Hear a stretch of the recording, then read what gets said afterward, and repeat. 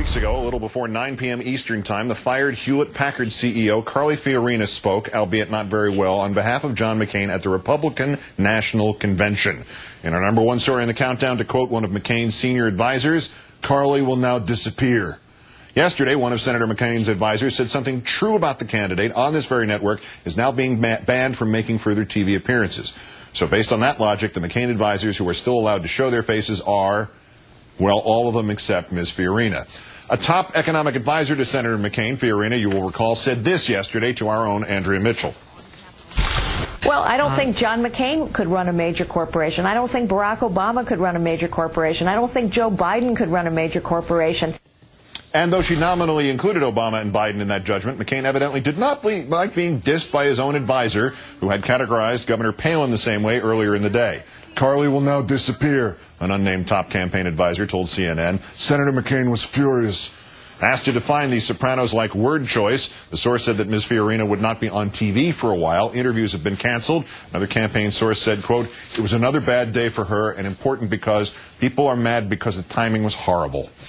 Let's bring in Rachel Maddow, her own show, moments away. More on that Breaking Bear story. Good evening, Rachel. Hi, Keith. This was terrible, horrible timing because of the economic crisis, or it was horrible and terrible because there was a camera on her at the moment? Well, we don't know what she says about him when a camera is off her, so I'm not sure that we can judge.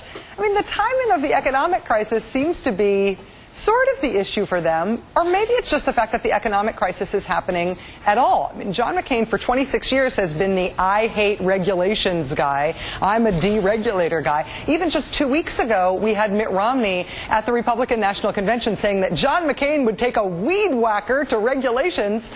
And now John McCain is out there trying to convince America that despite everything else we've ever seen from him, he's gonna be the new regulator we've all been dreaming of. I mean, maybe it's timing. Maybe it's just events sort of catching up with what his politics have been all these years. They have quite a streak going regarding economic advisors. Phil Gramm and the Nation of Whiners, Doug Holtz-Eakin and the BlackBerry invention, and Carly, as in Honest Carly. Is this why McCain is choosing not to offer any specific solutions to this economic crisis, because he can't be overheard over his own economic advisor's gaffes? Well, Holtz-Eakin, in that same interview where he said that McCain invented the BlackBerry, also said that there's no reason to write down a plan at this time. It's not imperative to write anything down. I guess that was awkward. And then, you know, actually, the day that Merrill Lynch sold itself for a nickel and Lehman Brothers disappeared because it couldn't find anybody to buy itself for a nickel, that same day, that Sunday, another McCain economic advisor, Donald Luskin, had an op-ed in the Washington Post in which he said that Phil Gramm was right. We really are a nation of whiners, and everybody should stop all this sad talk about the economy. Everything's obviously fine. I don't know where he picks people. Carly Fiorina, before she got thrown under the bus, had raised the issue about Viagra being covered in health plans, which was awkward for McCain. She had said that McCain favored fully funding No Child Left Behind, which he didn't. She had said that he might want to raise taxes on rich people, which he then decried. So I guess this was the straw that broke the camel's back. But he's been through a lot with his advisors. As American political consumers, should we be mourning this, that as soon as somebody actually, you know, lets a fact slip through the spin, they get offed? Well, I don't know that Carly Fiorina would be a great hope for American consumers.